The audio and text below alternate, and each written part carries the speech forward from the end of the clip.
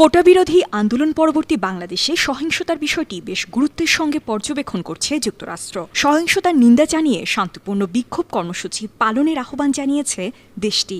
স্থানীয় সময় মঙ্গলবার ওয়াশিংটনে মার্কিন পররাষ্ট্র দপ্তরের নিয়মিত প্রেস ব্রিফিংয়ে এসব কথা বলেন সংস্থাটির মুখপাত্র ম্যাথিউ মিলার। প্রেস ব্রিফিংয়ে যুক্তরাষ্ট্র প্রবাসী মোহাম্মদ সাবের ওরফে সাবিরুল হক তালুকদার ওরফে জ্যাকব মিল্টন বেশ কয়েকটি প্রশ্ন করেন।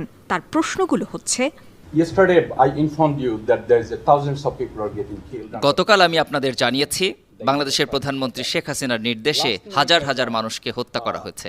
গতরাতে জানতে পারলাম জাতিসংঘের লোগো সম্বলিত ট্যাঙ্ক ও গাড়ি ব্যবহার করা হচ্ছে এবং তারা জাতিসংঘের লোগো বহনকারী গাড়ি থেকে গুলি চালিয়ে নিরীহ ছাত্রদের হত্যা করছে। এছাড়াও হেলিকপ্টার থেকে গুলি করে নিরীহ নাগরিকদেরও হত্যা করা হয়েছে। দেখে মনে হয় দেশটি যেন গৃহযুদ্ধের দিকে যাচ্ছে। Country is going into a civil war, number one. And number two,